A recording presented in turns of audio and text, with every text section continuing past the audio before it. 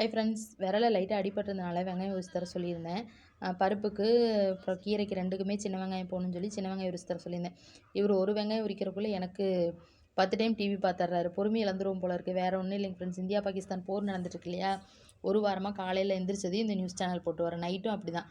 அப்போ என்ன நியூஸ் நடக்குதுன்னு சொல்லி பார்த்துக்கிட்டு இருந்தார். அப்புறம் இன்றைக்கி என்ன சாப்பாடுன்னு பார்த்தீங்கன்னா, கொள்ளுப்பருப்பு போட்டு அப்புறம் மிளகு தக்காளி கீரை இருந்துச்சு, அதை பொரியல் பண்ணிடலாம் ரெடி பண்ணிகிட்டு இருந்தேன். அதுக்குள்ளே நம்மளுக்கு மகளிர் குழு நடத்திட்டு இருந்தோம். அது திடீர்னு ஸ்டாப் பண்ணியாச்சு.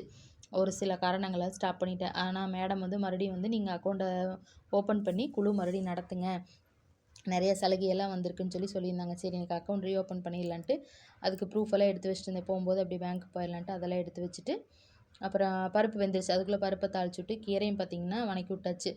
சரி, இது ரெடி பண்ணிகிட்டு இருக்கிற கேப்லேயே பார்த்திங்கன்னா துணியெல்லாம் கொஞ்சம் துவைச்சி போட்டிருந்தேன். சரி, அதை காய வச்சிடலாம் அப்படின்ட்டு எடுத்து வச்சுட்டு இருந்தேன். அப்புறம் அவர் சரி துணி நான் காய வைக்கிறேன், நீ போய் கிளம்பு அப்படின்னாங்க. அப்புறம் பார்த்திங்கன்னா நைட்டு இவருக்கு தோசை சுட்டு கொடுத்தா இவர் வேறு 2 தோசையும் சாப்பிட்டு காலையில் காக்காவுக்கு வச்சிடலாம் அப்படின்னு சொல்லிட்டு காலைல காக்காவுக்கு புறக்கெல்லாம் பிச்சு வச்சுட்டு இருந்தார். அதுவும் பார்த்திங்கன்னா டெய்லி காலையில் கொண்டு ஏதோ ஒன்று பழம், பிஸ்கெட்டு இந்த மாதிரி ஏதோ ஒன்று கொண்டு போட்ட உடனே எடுத்துகிட்டு ஓடிடும். நமக்கு அது ஒரு கொஞ்சம் மன நிறைவாக இருக்குது. அதுக்கு போட்டோன்னே பார்த்துட்டு கொஞ்ச நேரம் அதையே பார்த்துட்டு ரிலாக்ஸாக வீட்டுக்கு வந்தோம்.